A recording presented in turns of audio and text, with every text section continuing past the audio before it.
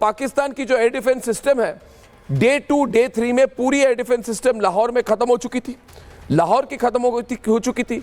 और उसके बाद हमने जो एयरबेस उनके टारगेट किए थे, वो एयरबेस का नाम भी बता देता हूं। तीसरे दिन की जो प्रिसिशन स्ट्राइक्स थी, बहुत ही भयंकर स्ट्राइक्स थी। उसमें पाकिस्तान एयरफोर्स बेस नूर खान, जिसको कहा जाता है चकलाला, उसमें पाकिस्तान एयरफोर्स बेस रफ़ीकी, उसमें पाकिस्तान एयरफोर्स बेस मुरीद, उसमें पाकिस्तान एयरफोर्स बेस रहीम यार खान, उसमें पाकिस्तान एयरफोर्स बेस शुकुर, उसमें पाकिस्तान एयरफोर्स बेस चुनियान। अब ये सारे एयरफोर्स बेसेस जो हैं, अगर आप देखें, सारे एयरफोर्स बेस तबाह हो चुके हैं। आप सिचुएशन देखिए, पाकिस्तानी अपने आप को दिलासा देने के लिए कह रहे हैं अरे बच गए बच गए बच गए। आप बचे नहीं, आपकी तो हालत खराब कर दी। और हमने कहा कि आपके रेडार स्टेशंस खत्म हो चुके थे अब तक पाकिस्तान के, उनके कमांड एंड कंट्रोल सेंटर्स खत्म हो चुके थे, उनके एमुनिशन डिपोज खत्म हो चुके थे। यानी कि पाकिस्तान की जो वायुई स्ट्राइक एबिलिटी होती है, जिसको अंग्रेजी में कहते हैं एरियल स्ट्राइक कैपेबिलिटी, बिल्कुल खत्म हो चुकी थी। और खत्म करते हुए क्रेडिट है इंडियन एयरफोर्स और इंडियन आर्मी की कि कोई कोलैटरल डैमेज नहीं थी। टोटल सरप्राइज से बातें हुई, वो सोच ही नहीं पाए, उनको पता ही नहीं था।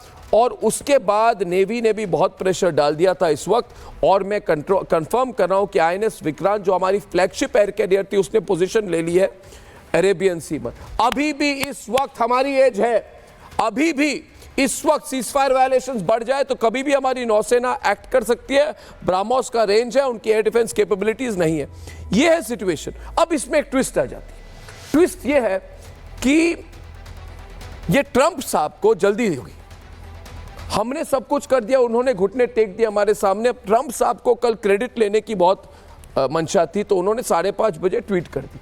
5:30 बजे ट्रंप ने ट्वीट कर दी। पाकिस्तानियों को इतने एक्सटैटिक हो गए, इतने खुश हो गए, यानी कि भाई उनके लिए तो एक बहुत बड़ी पार्टी का माहौल था कि बच गए बच गए बच गए। उनको लगा कि अगर इंडिया अपना पोजीशन बदल दे तब क्या होगा। इसीलिए उन्होंने 9 मिनट के अंदर इशाक डार, जो है उनके फॉरेन मिनिस्टर और डिप्टी प्राइम मिनिस्टर, उन्होंने ट्वीट कर दी। अब उन्होंने गलती क्या की उस ट्वीट में? उन्होंने ट्वीट में कह दिया thank you Donald Trump, thank you America, thank you America, thank you America, America नहीं होता तो हम बच नहीं जाते, ये सब उन्होंने कह दिया। एक बार भी चीन का नाम नहीं लिया, एक बार भी इन्होंने चीन का नाम नहीं लिया। तो ट्विस्ट यह होती है कि चीन तब गुस्सा हो गया और चीन से शहबाज शरीफ को डायरेक्ट फोन कॉल गया है कल। और फोन कॉल करके चीन ने कहा भाई आपने तो हमें थैंक यू कहा ही नहीं, हम ही तो आपके कंट्री में पैसा लगा रहे हैं, बलूचिस्तान में मार खा रहे हैं, हमारे लोग वहां पे मर रहे हैं, हमने आपने सीपेक कॉरिडोर बनाई है, हमने आपको स्टेटमेंट दी कि हम आपके साथ हैं, फिर आपने अमेरिका को सपोर्ट कैसे कर दिया? कुछ तो सोच समझ के हमें इन्वॉल्व करके आप अपना पॉइंट ऑफ व्यू रखते।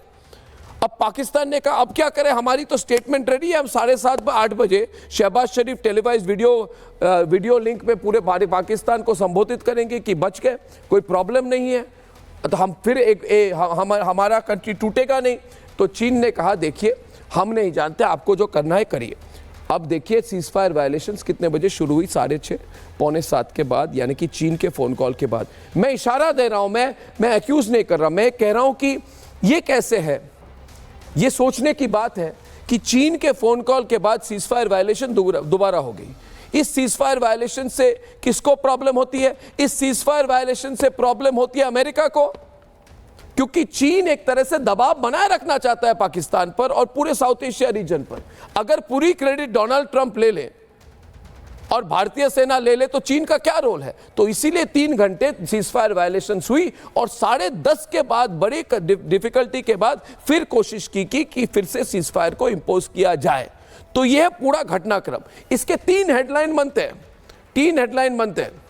हेडलाइन नंबर 1, दीपक वोरा जी आगे इधर देखिए। हेडलाइन नंबर 1 क्या? हेडलाइन नंबर 1 है कि हमने ब्रह्मोस का इस्तेमाल किया और बहुत भयंकर ये जो ब्रह्मोस है, इसको कोई भी अंडर एस्टिमेट करे। जो हमने देखिए 9 मई 2022 को गलती से एक ब्रह्मोस चल गई थी, गलती से, और वो 9 सेकंड के अंदर वो अंबाला से निकल गई, ब्रह्मोस चली गई, 160 किलोमीटर पाकिस्तान में घुस गई। और उसके बाद पाकिस्तान ने कहा कि भाई ये वैसे तो कोई टारगेट नहीं थी उनकी, मगर पाकिस्तान आर्मी ने ब्रीफिंग कर दी कि हम मरने वाले हैं, ब्रह्मोस फायर हो चुका है। और पाकिस्तानी रेडार ने तब भी ब्रह्मोस को डिटेक्ट नहीं कर पाए। ये ब्रह्मोस ऐसी चीज है, इसका एक फायर एंड फॉरगेट प्रिंसिपल होता है। ये फायर एंड फॉरगेट प्रिंसिपल से चलने वाला एक ऐसा मिसाइल है जो मल्टीपल ट्रेजेक्ट्री करता है अपने टारगेट को पकड़ने के लिए। मल्टीपल ट्रेजेक्ट्री माने बाएं दाएं ऊपर नीचे घूम के 50 डिग्री एंगल 75 डिग्री एंगल। मगर आप एक बार ब्रह्मोस को फायर कर दे और कहे कि इस व्यक्ति इस निशाने पर आप टारगेट करो, तो वो व्यक्ति और वो निशाना तो गया, वो भाग भी जाए अमेरिका तक वो ब्रह्मोस फॉलो कर सकता है। ये इतना हाई इंपैक्ट फोर्स है, इसकी इतनी सिग्निफिकेंट काइनेटिक एनर्जी कही जाती है कि ये 15 किलोमीटर के ऑल्टीट्यूड पर उड़ता है और 10 मीटर की मतलब आप इसको जमीन से 10 मीटर की हाइट पे भी उड़ा सकते हैं और जमीन से चाहे तो 15 किलोमीटर के रेंज में उड़ा सकते हैं। ये ऐसी खतरनाक मिसाइल शायद दुनिया में नहीं है। और ये जो मिसाइल है ये कोई छोटा मोटा मिसाइल नहीं। आप अगर कल तस्वीरें देखें, मैं आपको दिखाना चाहता हूं, अगर आपके पास पीएफ बेस नूर खान की तस्वीरें हैं, उसको मैं एनालाइज करते करते आपको कहना चाहता हूं कि ये मिसाइल ऐसा है जिसकी कोई भी कन्वेंशनल वॉरहेड इसमें 200 से 300 350 किलोमीटर की वॉरहेड आप डाल सकते हैं, यानी कि कोई छोटा मोटा नहीं है।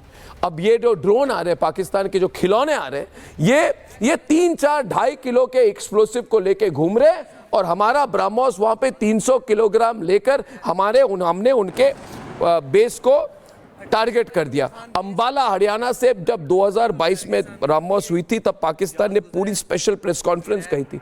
अब सोचिए दोस्तों, कल पाकिस्तान कितना डर गया होगा कि वही ब्रह्मोस अपने टारगेट में नूर खान, रफीकी, मुरीद, रहीम खान, सुकूर, चुनियान, और अगर कल पाकिस्तान घुटने नहीं टेकता तो आज तक तो, और मैं तो चाहता हो जाता, अगर कल घुटने नहीं टेकता तो अब तक तो उनका न्यूक्लियर कमांड खत्म, बिल्कुल तबाह, फिनिश्ड हो सकते थे। ये है रियलिटी दोस्तों।